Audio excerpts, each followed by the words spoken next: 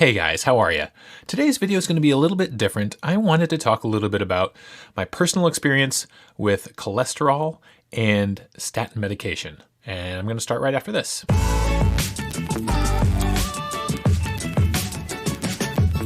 Hey guys, welcome to AD Keto. My name is Aaron. This is the channel where we talk about the ketogenic diet. I do some keto food vlogs, talk a little bit about keto science, and do some keto recipes. If this is your first time here, please consider subscribing. And if you do, be sure to click the bell icon so you get a notification whenever I upload new content. All right, guys, so this is a video that's been a long time coming. I have wanted to do this video for a while. It's about cholesterol and my personal experience with cholesterol. Before I even get started, I want to make sure you guys understand that I am not a doctor. I'm not a medical professional of any kind. I'm not trying to give anyone any medical advice. This is simply my experience with the world of high cholesterol and statin medications. So I'm going to take you guys back a little while to about 2010 or so. I went for routine blood work. I, at this point, was at about age 35, 36, and my cholesterol came back as pretty high. It was around 300 total. And my doctor put me on atorvastatin medication, 20 milligrams. Atorvastatin is more commonly known as Lipitor. It's a very common cholesterol-lowering medication. And so I listened to my doctor and I went on this medication and I was on it for a while and my cholesterol numbers went down and my doctor was very happy. But I felt like garbage. My joints hurt and I had sort of a brain fog and I didn't even put two and two together. I didn't even think for a second that it was the atorvastatin that was giving me these side effects. I just chalked it up to me getting older and getting creakier, maybe getting a little bit more forgetful. But in doing a little bit of research, I found that these are very common side effects to statin medications in general. So I stayed on the medications just because my doctor told me to, and I was scared to go off them because I was afraid that if my cholesterol got too high, I would have a heart attack and die. So I began to exercise regularly, even while on the statin medications. I began to run 5K races, and I actually built up my endurance and to the point where I could run a marathon. I ran and finished the 2012 Mohawk Hudson Marathon. And in training for that marathon, I felt terrible. I would go out for a long training run on the weekends, come back and need a day to recover. My body just hurt so much. And it bummed me out because I really enjoyed running. So I yo-yoed with my weight for a little while. After this marathon, I sort of started eating poorly, ate a lot of, frozen pizzas and just made bad choices. But my cholesterol kind of stayed in that normal range because I was still on the atorvastatin. And then in early 2017, I sort of had enough yo-yoing and I decided to start keto. I found keto through a friend at work and tried it for a little while. And within a week, was in love with it because I felt amazing, better than I had in a long time. Didn't really have much of the keto flu, maybe a few days. And then I think the fourth day after I started keto, I can remember waking up and feeling like something was different. Wasn't hungry, had a lot of energy, was becoming fat adapted. So I decided to stay with it. And I also decided to drop my statin medication. And I stopped taking my statins in January and got some baseline blood work done at the time. And then a few months later, when I went to see my doctor again, had my blood work done again, and my numbers were up, which I expected. I expected my cholesterol to go up, and he was worried and really didn't know what to do. I told him that I felt better than I had in years. He wanted me to go back on the statin meds. I did not agree, did not go back on them. He said, let's give it a few more months and see how you're doing then. A few more months went by and I lost a grand total from January until about July. I'd lost 50 something pounds. which he was thrilled about. And at this time, when I got my lipids done, I got what's called an NMR lipid profile. And NMR stands for nuclear magnetic resonance. And what that does is, as opposed to a normal lipid panel, it measures not only your total cholesterol, but it actually breaks down your HDL, your LDL, the number of particles, the size of the particles, the consistency of the particles. It's much more information that gives you a lot clearer picture of what's going on with your lipids. And every single marker on my NMR outside of my LDL was sparkling. Best numbers I'd ever had. My triglycerides were super low. My HDL was up. All the ratios of HDL to total cholesterol looked good. HDL to triglycerides looked fantastic. The one number that was still super high, even higher, was my LDL. It was up near 300. My GP didn't really know what to make of that, so he sent me to a cardiologist.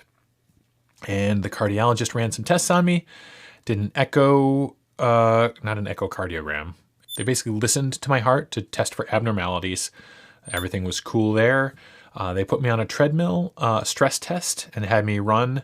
I remember I had fasted all that day and told them I was fasted, and they didn't think I would last long. And I ended up going for like 25 minutes, and every 5 minutes they would increase the pace and incline of the thing.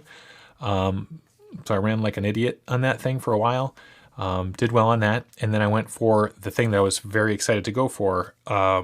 The third test that I went for at the cardiologist's office was called a calcium scoring test. And a calcium scoring test was the granddaddy test that I wanted done because it doesn't measure for markers that may or may not be indicative of cardiovascular disease like cholesterol.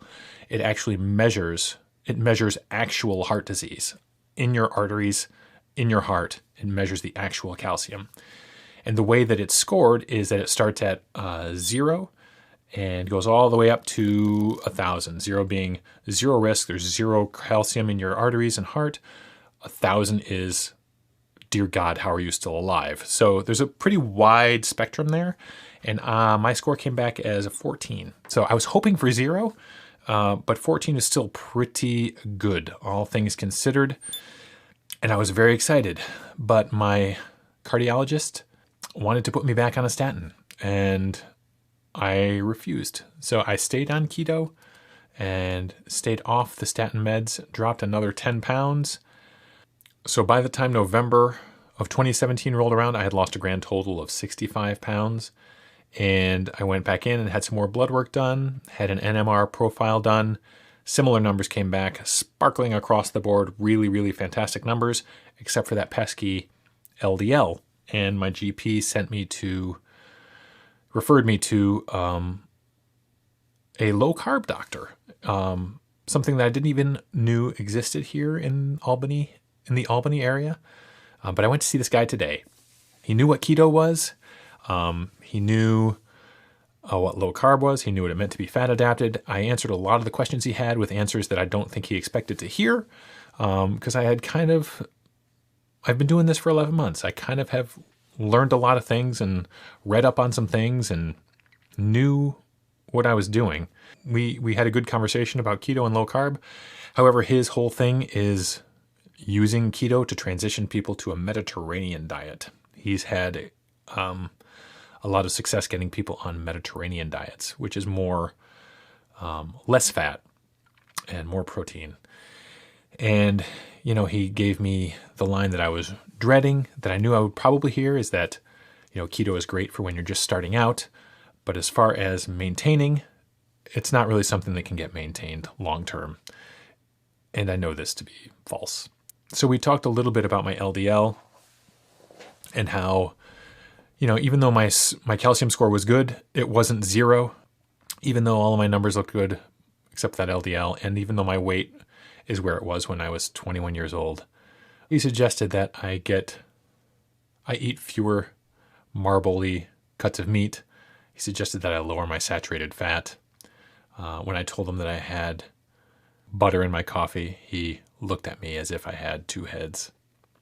I've been doing a lot of reading about the lipid system. I've been watching a lot of videos about lipids and cholesterol. And I'll link this right up here, but there's a video by a guy named Dave Feldman, who's not a doctor, not a medical professional. He's an engineer, and he has come at his cholesterol, which is similar to mine. He's what you call a hyper responder to the keto diet. His LDL shot up when he started keto. And he's an engineer, and he came at the problem from an engineer's perspective and basically had blood work drawn every day for I think a month or 2 months, and tracked what he ate over that course of time and found some startling and amazing results, and basically concluded that the lipid system is so dynamic and changeable that to base anything on such a changeable system is crazy town. So I'll link it up here. Again, you should check out Dave Feldman. There's a couple presentations that just kind of blew my mind on YouTube. And so that's where I am these days. I am continuing keto. I'm in maintenance. I'm not going back on statins, despite the pressure from every medical professional in my life to go back on them. I'm not going on them, both for personal reasons, the reasons that I've said before, that I had some issues with them, some side effects, some achiness, some foggy headedness that I don't want to experience again, but also an institutional reason for not going back on them. Statins are now the #1 drug in the history of drugs. The standards for putting someone on statins have become lower and lower and lower as time has gone by, and I feel like it's mostly about money. So while statins might be lowering my LDL number, I don't feel like that LDL number being lower benefits me in any significant way. So that's what been my experience with cholesterol and statins. I appreciate if you've listened to me ramble for this last 15 minutes or so. I know that this is not really the kind of video that I normally do, but I really wanted to talk about it. I feel pretty strongly about it, and that's where I am. So let me know if any of you guys have had similar experiences. I know that in general, cholesterol does go up when you start keto, kind of no matter what, just based on the fact that you're using fat for energy. Fat is being mobilized throughout your body. More cholesterol is going to show up in your blood regardless. But let me know. Let me know what your experience has been with this stuff. I'd love to hear from you and love to chat about it. It's something that I really needed to talk about, and I hope it benefits somebody, or I hope somebody can identify with it. And that's going to wrap it up for this week. So I thank you for watching. Please consider subscribing if you haven't already. I hope you have a fantastic day, and I will see you next time.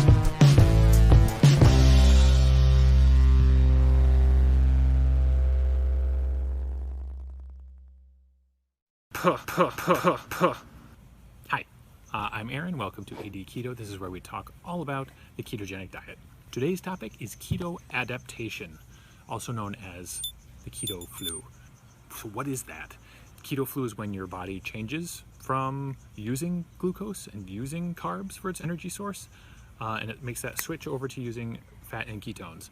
And that process means that your body is going through changes, your liver's doing different things, your hormones are doing different things, and this keto flu is probably the top reason why people don't stick with low-carb diets. I myself had dizziness, fogginess, aches, cramps. I had some really bad calf cramps in the middle of the night. I woke up to my calves just sort of completely cramped up. I was also a little irregular, shall we say. So those first few days were pretty rough. I was eating tons of fat, and in my head I was thinking that conventional wisdom that I'm eating all this fat, I'm going to make myself fat, I'm going to clog my arteries, I'm going to die. But that is just not true. Fat doesn't make you fat. Fat in the presence of carbohydrates is a bad situation, but fat in the absence of carbs is a fantastic source of energy. So when I did break through those first few days after the keto flu, I woke up and I knew that my body had made the switch. I felt fantastic. The headaches were gone, the fogginess was gone, my mood swings disappeared, my energy went through the roof, and when I ate, I knew that I was full. So the one thing I wish I had done in this early fat adaptation phase is to take some supplements. One of the very common things that happens during the keto flu is your electrolytes get all out of whack. So the cramps and headaches usually are caused by electrolyte imbalance. And taking a magnesium supplement, taking a multivitamin, and taking some fish oil, I feel would have helped me greatly, would have definitely taken care of the cramps that I had. Not trying to give any medical advice, but this is what I know would have made this phase, the adaptation phase, go much more smoothly. That said, it wasn't too bad. Fought through the first 3 days, and then day 4 felt fantastic. So, how about you guys? Did you have the keto flu? Was it easy? Was it really difficult?